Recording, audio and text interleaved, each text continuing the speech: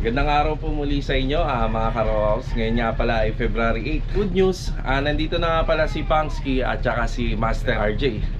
So isisettle lang po namin yung mga ibang project namin. Pero una, tatapusin muna namin yung mga naiwan pa namin doon. So tara, samahan niyo po uli kami ngayong araw na to.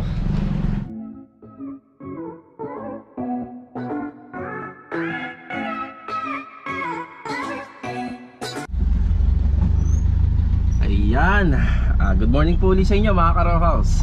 Bali assignment nga pala namin ngayong araw na to. Si JR, si Master Jojo, tsaka si Ogie, dito sila pipwesto. So mamaya ko na sila dadaanan dyan. So puntahan muna natin ngayon si Pangski tsaka si Master RJ. Last day na nga pala namin dito sa fence renovation. Dati nasabi ko sana aabutin lang ng 1 linggo. Kaso nagkasakit si JR. So isa't kalahating araw siya nawala.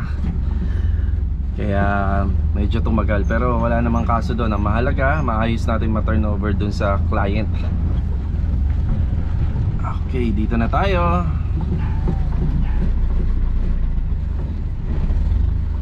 Yun oh, si Pangski oh. Ano Pangski? Master RJ oh, nandito na oh. Ano nangyari doon sa 1 linggo? Tumagal kayo, tagal na. Ilang linggo na yung inabot nun? 1 buwan yata yun eh. Ano? Yan, hindi naman biro kasi yung ginawa nila ron. Yan For example, parang ganito yon, di ba? Parang ganyang kalaki na row house. Tapos gagawin nyo, ibibuild nyo na parang pa second floor, di ba? Pero yung ginamit nga pala doon, mga ka-row house, hindi po buhos. Baka lang, mga metal trusses lang, pinulik board yung kanyang flooring. Yun lang naman yun. So dito ipagpapatuloy namin kaming tatlo ang magpapatuloy nito. So ang gagawin namin dito, retouching na lang naman. May dala akong roller, Jay. Para sa magandang resulta. Ito na yung pangkulay. Paang ito. Dala akong. So syempre titingnan ko kung may magagawa ko mamaya bago mag-uwian. Bala ko syempre nga paunlakan tong dalawa, no? So yan naman ang ating pamahiin dito. So pag may bagong dating, yan pinapaunlakan. Tingnan natin kung kakayanin mamaya. Medyo maraming ginagawa eh. So yan, magre-retouching na kami dito. So yun lang naman. Tapos grout. Bali dito nga pala, bago ako kumuha ng mga ilaw, yan, nire-retouch na ni Master RJ rito. Siyempre habang nandito siya sa loob, dito na muna nag-umpisa si Pangski. Tile grout. Yung mga ganitong klaseng buhos, ginagawa namin, nakadesenyo po yan sa lagayan ng halamanan. So pwede nyo rin tambayan paghapon, pwede nyong upuan, depende sa inyo. Pero sa halamanan talaga siya nakadesenyo. Bali dito, mamaya lilinisin na namin to ng tuluyan. Ipo-pull out na namin yung ibang mga gamit. Kagaya doon sa nasabi ko nung unang video na pumesto kami rito. Konti na lang naman yung ibang kalat namin eh. Pati ito, konti na lang naman to. Yan, isang hakutan na lang naman yan. So kunin ko muna yung ilaw. Ara.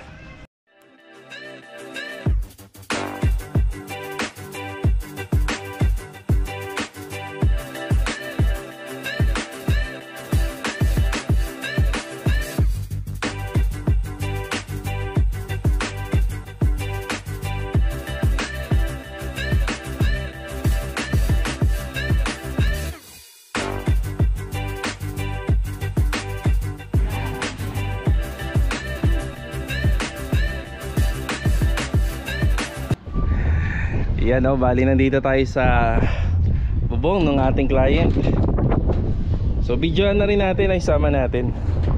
Yung bubong na ginamit sa kanya magandang klase. Wala pang kabahid-bahid ng mga tupi, ibig sabihin makapal yan. Tapos siguro nung pinagawa nila tong back extension area, maikli po yung sigurong ginamit na yero dito sa kanyang back extension area, kaya naglagay sila niyan. Isang uri rin po yan ng flashband tape. Tapos yung penetration siguro nararanasan din nila dito, pero ganito lang yung ginawa nila. Ayan, siguro ganyan lang, pero sana buo na yan.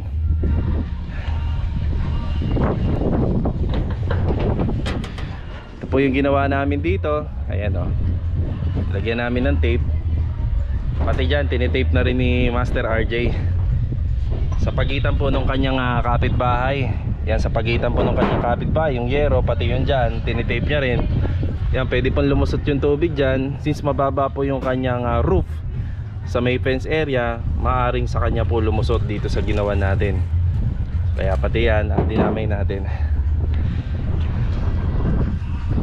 Mag-a-apply lang muna ako ng silicone sa bawat plastic band na ikinabit namin. Okay, update muna tayo rito kila Master Jojo. Ayan, bali ito yung update dito. So bali itong tiles na to, papakain na lang namin yan dyan. So bubusan pa namin yan. Tataas pa ng bahagya itong unang baitang ng footstep. Yan dito, continuation lang namin dito sa pagtatiles dito. Halos magkakalahati na po.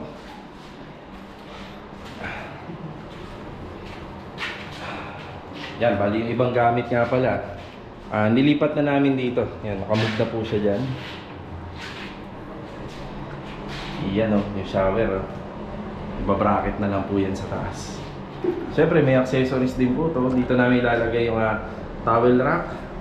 Tapos yung shampoo rack, may mirror din po yan. Ayan, tapos may bidet din po yan sa bandang part na yan. Ayan, pinagpapatuloy lang nila to rito. So balik na tayo dun sa kabila. Konting-konti na lang yung mga tatrabahuhin natin dun. Yan, bali punta na po tayo dun sa kabila. Let's go. Yan, bali tapos na po tayo rito. Ito na nga pala yung ating turnover. Yan. Tapos ito yung sa kanya sahig.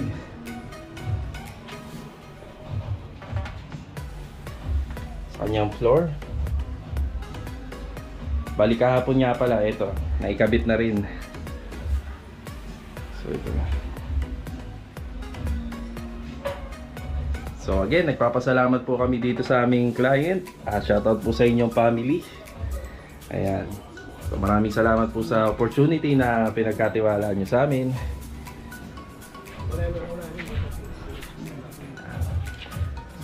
Yan, naikabit na rin pala namin yung ilaw dyan, pati dito.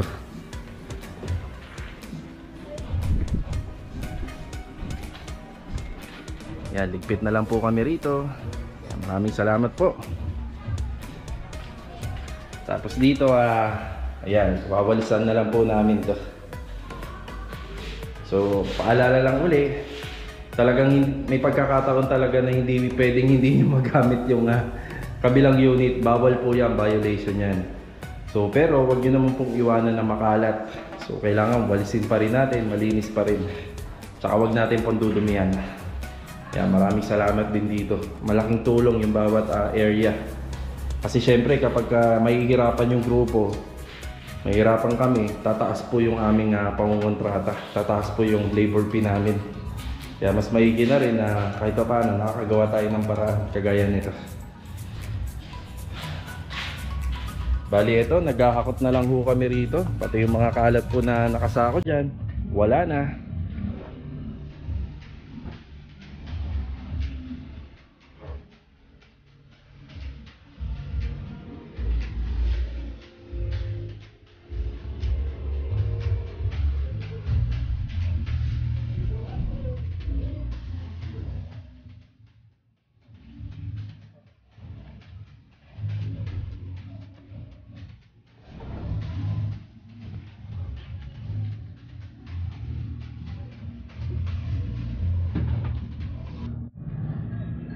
Bali ito po yung ibang mga gamit namin. Tapos itong mga nakasako na to, ito lahat po yung naging tambak ng basura dun banda. Ayan, hahakutin na po namin lahat. So yun, magwawalis lang ako rito sa bakanting unit.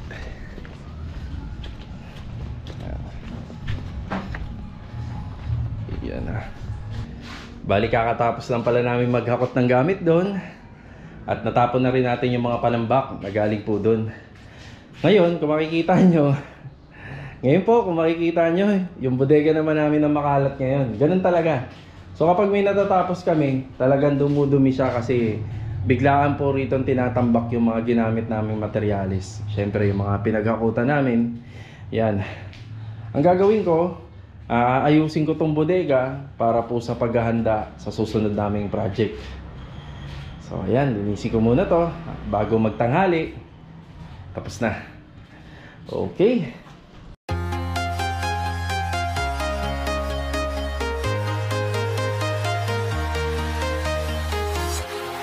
Walking alone, the streets are empty. The only thing I can see is my own silhouette. I'm getting stronger, step by step. The clock is ticking, but there's no time for regrets. I've been flying from town to town, from London to Taiwan. I've been all around the globe, trying to protect your soul. We are heroes tonight. We will fly above the sky. We are heroes tonight. Yeah. We are heroes tonight. We will fly above the sky. We are heroes tonight.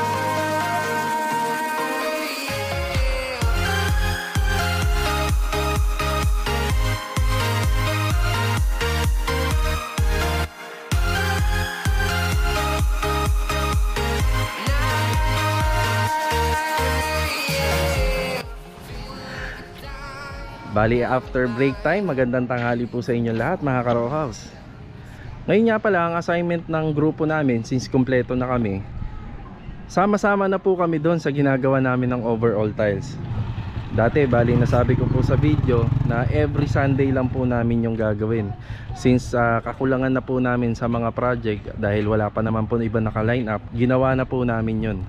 So maaga po kasing nakabalik sila Master RJ at ngayon lang po kami nag-aasikaso para po dun sa mga susunod na project. So dito nga pala pansamantala nakatira yung susunod namin nagagawan. Dapat pala kasabay namin nagagawan po is yung corner lot dyan. So hintayin lang po natin na makompleto po yung kanilang utilities, saka po tayo pepwesto ron. So syempre habang wala po tayong gawa, dun po tayo gagawa dun sa pwede na tayong makagawa ng proyekto.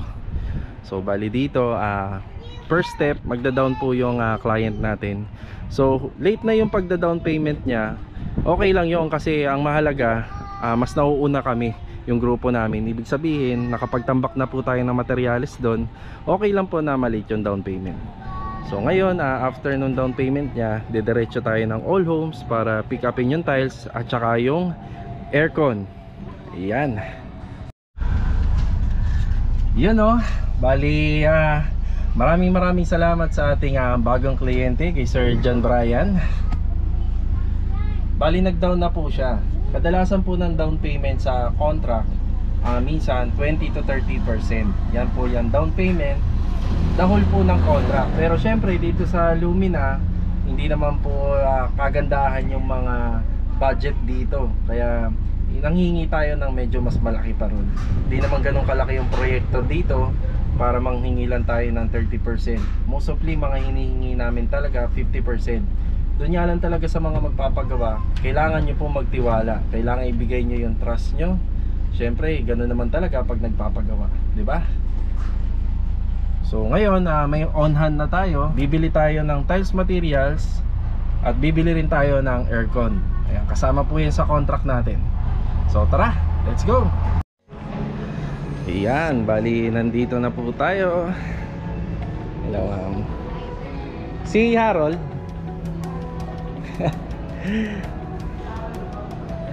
Mukhang yung kausap natin break time Iyon no. Ito nga pala yung bibili natin na aircon no. Presyo niya. Yeah. Wow. So bali mabibili natin siya ng 28,899. 1 horsepower to no? Or 1.5? 1.5 yun. Sige, balik ako pagka nandyan na siya. Siya kasi yung kausap ko. Sige. I-check ko pa naman. Bili lang akong tiles. Thank you. So, bali, bibili tayo ng tiles. Kung naaalala nyo, meron kaming semi-condo na ginawa. So, pakihanap na lang po dyan sa mga video na in-upload namin. So, yung daw po yung gusto ng may-ari. Gagayahin niya yung team color. Sa may fence, sa poste, at saka sa CR. Yan, gagayahin niya daw po lahat. Hello! Ako lang, bibili lang ako ng tiles. Sa lababo, yan, gagayahin niya daw lahat. Tsaka yung ginamit namin sa may back extension area. So, wala akong code nun eh. Kasi wala na yung mga resibo nun. So, meron naman akong picture dito, hahanapin namin. Okay? Ayun, sa pagkakaalam ko, pagkakatanda ko, may kamahalan lang yung mga tiles na ginamit ko ron. Around 400 pesos yun, yung 60 by 60. So, hanapin lang natin. Magandang klase naman kasi yun.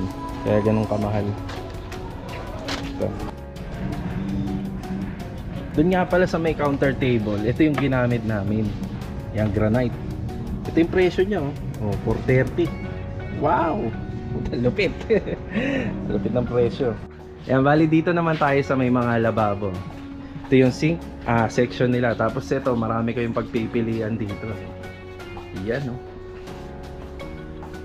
Napakaganda rin talaga pumunta dito kasi one stop shop ka rito eh pag dito ka pumunta. Pero yung bibilhin kasi natin, papakita ako sa inyo. Ito yung lababo. Close up natin kung magkano yung presyo. Yan, nakikita nyo ba? Yan. Less than 8,000 siya mga ka-row house. So 7,299.75. So kasi yan yung gusto ng client natin. So yan yung bibili natin ngayon. Ito tayo rito sa mga pintuan. Ito yung mga door section nila, oh. So baka ito balikan ko na lang. Ayoko kasi ipa-deliver to sa kanila eh. Siyempre hindi natin alam, baka umuga-uga, 'di ba? So ito yung bibili nating pintuan, no. 'Di ba? Yayamanin, 'di ba? Kasi yayamanin din yung presyo. Yan, no, 4,947, no. So take note mga ka-row house, wala pa yung mga bisagra. Wala pa po yung lock set. So pero may hamba siya. So yan, baka ihuli na lang natin to. So wala pa naman tayong paglalagyan yan eh. Bali papacheck lang natin yung lababo, no, kung good. Pag bad, edi balik natin. Diba? Yan. So yung fittings niya, may strainer sa sink. Yung mga fittings niya. Okay. Yeah, okay na yan. So ito yung lababong binibili natin. So yung surface niya flat. Ayan. Tapos makapal po siya mga ka-row house. Ayan. Kaya medyo mahal to eh. Bali ito nga pala yung kabuuang tiles na gagamitin dun sa fence, sa flooring, sa may top bathroom area, sa back extension, tsaka sa lababo. 24,682.5 na kagad. Paano pa kaya kung yung flooring niya dyan sa may 22 square meter eh hindi pa naka-tiles, di ba? Mas malaki pa. Tapos yung lababo, plus mo yan, nasa 7,000 plus yung lababo, di ba? So yun, bali naglalaro na kagad sa 31,000. Yung materials pa lang. Tiles pa lang yan. Yung mga adhesive, semento, yun, na-deliver na po ron. Range hood naman, at saka yung kanyang aircon na 1.5 horsepower. What na? Yan, oh. Ito na nga pala yung range hood, oh. Ito yung kakabit natin sa may back extension area. Alright. Tapos ito naman yung sa aircon. Bali pinick up na lang muna natin to. Tapos ipapa-schedule natin yung installation. 1.5 horsepower. So bali ito yung tatak, oh. Here. Ganda. Yan, no. Bali kakauwi nga lang pala natin galing All Homes, oh. So ito yung mga pinamili natin. Ito yung kitchen stainless. Tapos ito yung sunset ng 1.5 horsepower na aircon, split type. Tapos ito yung sa range hood.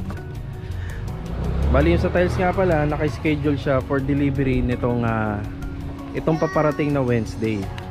Nga pala, ito nga pala yung lahat ng pinamili natin. So bali sa tiles pa lang at saka sa kitchen sink, yan, umabot na siya ng 30,628.61.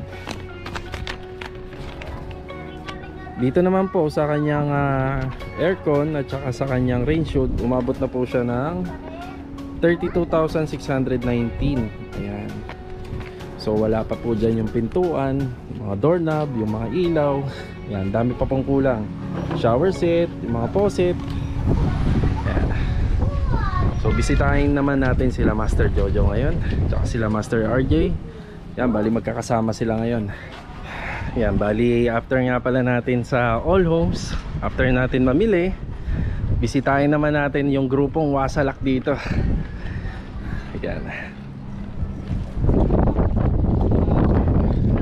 Yun o. Ito yung ating mga magigiting na maintenance dito ng mga bahay sa Lumina. Yun o. Yun, isa sila sa araw-araw na makikita natin dito sa Lumina Tansa. Ayan, bisitahin natin yung mga nagawa na nila rito. Yun o.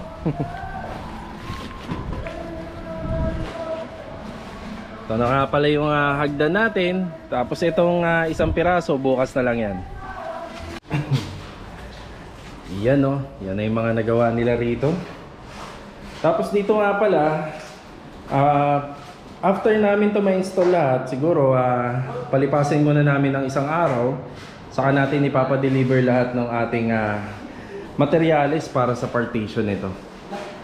Yung kasunod nga pala nito, gusto nung may-ari may 2 kwarto siya. So yung mga common na ginagawa namin, yun yung i-install namin dito.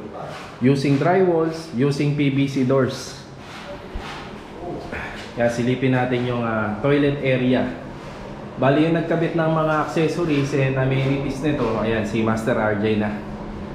Towel rack, ayan, shampoo rack, telephone na shower, yan mirror, tapos itong ating bidet, yan meron dyan, at saka itong toilet bowl. Ilang pirasong tiles na lang pala yung mga i-install dito. Ay, konting-konti na lang to. Dito naman pinagpapatuloy ni Ogie tsaka ni Pangsky. Yes, Pangsky. Yung pagta-tile grout dito. Ayan. Sa lababo niya, ito na nga pala. Nakakabit na rin nga pala yung flexible. Yan o, flexible faucet. Dito, si Ogie.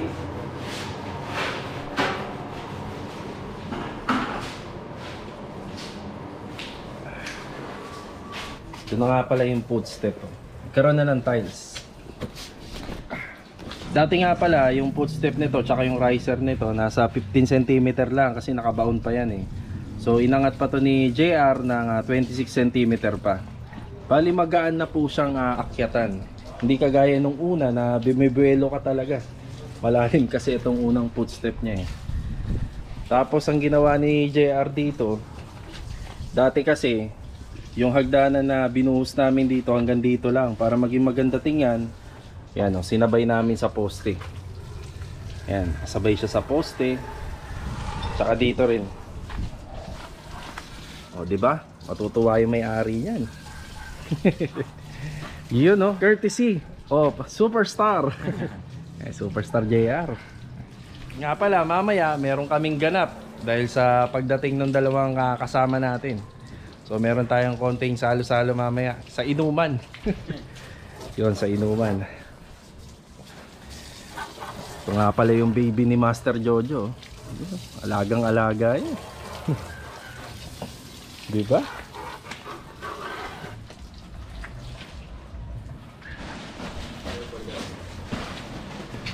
Yan no, si Pangsky oh. O kita nyo, ang kalat-kalat niyang kanina. Tingnan nyo naman no, napakalinis na kaagad oh. Iyon no. Ayan, na-miss natin yan, si Pangsky. Bali ito, konting retouching na lang to. Ito na nga pala yung mga nagawa namin dito. Aside naman pala dyan kahit semi-linis lang yan. Kasi pag yung may-ari nagpapintura pa, Yun, lilinisin uli yan. Kaya sinesegregate niya na lang to. Siya nga naman, pagdating bukas, di konti na nga lang talaga yung liligpitin. Yun, no? Welcome back! Yun! Okay, good. Yan, bali kasalukuyan po kami nga nagse-celebrate sa pagkadating po ni Master RJ. Ayan, no? Master RJ, oh.